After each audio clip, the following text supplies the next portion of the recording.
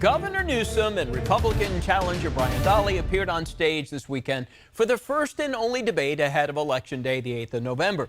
They fielded questions about the issues that matter most to Californians. And according to a recent poll, these are the top 5 issues in California this election. Number 1, jobs, economy, inflation, followed by homelessness, housing, the environment, and climate change. And finally, the drought. At ABC 10, we do stand for you. That's why we want to answer any questions you have about the election to come. So you can scan the QR code on your screen. You can also go to abc10.com/politics to let us know any questions you might have. In the meantime, ABC 10's Bridget Biorlo joins us live from the state capitol this morning. So Bridget, both Governor Newsom and Republican Brian Dahle were also asked about an issue that doesn't rank high among Californians. What do they have to say about abortion rights? Well, Bria, interestingly, that was the first question fielded to these candidates at last night's debate, which, by the way, was aired on the radio on Football Sunday. These candidates couldn't be more split on the topic of abortion. On one hand, you have Governor Newsom, who is a strong proponent and advocate of abortion rights and access. And then you have Senator Dahle, who is pro-life. So not much common ground on this issue. Take a look at your screen. This is some highlights of last night's debate between these two candidates. Senator Dahle accusing the governor of wanting to make California a place where all Americans can come and get an abortion on the taxpayer's dime.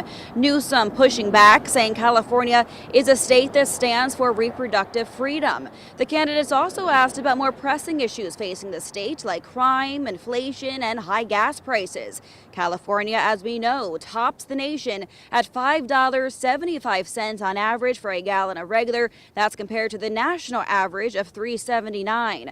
Dahle blaming the governor for not taking action, like suspending the gas tax. Newsom pointing the finger instead at oil companies for price gouging. Take a listen.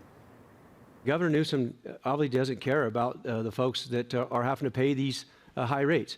So Californians are suffering. They're fleeing California. They're going to other states where he's campaigning nationally to expand on his California or his dream. Well, but Californians are suffering. These companies are ripping you off and ripping us off. And that's why I want to move forward with a price gouging penalty to address this abuse, period, full stop. Education also taking center stage at last night's debate. An interesting lead this morning. We learned about a new national exam that put the spotlight on how we are faring compared to the rest of the world in the classroom in terms of how we're performing in math and education. Get this, guys. According to this new exam, only a fourth of all 8th graders in America are proficient in math. So pretty troubling. We're going to hear what the candidates had to say about what to do about this, especially on the heels of the COVID-19 pandemic. Yeah, Bridget, interesting statistic there. And you played it a little bit in that clip. Governor Newsom was also asked about a potential presidential run. So what did he have to say to that? He hasn't admitted to it yet, Bria, but everyone's certainly talking about it, and they have their suspicions. And Dahle really tried to hit him hard on this. He tried to say that Governor Newsom is more focused on a potential presidential run and then taking the needs and concerns of Californians into focus. But Governor Newsom did push back on that, and he committed to serving a full 4-year term if he were elected again in November, which all polling is indicating that he is easily going to win this race.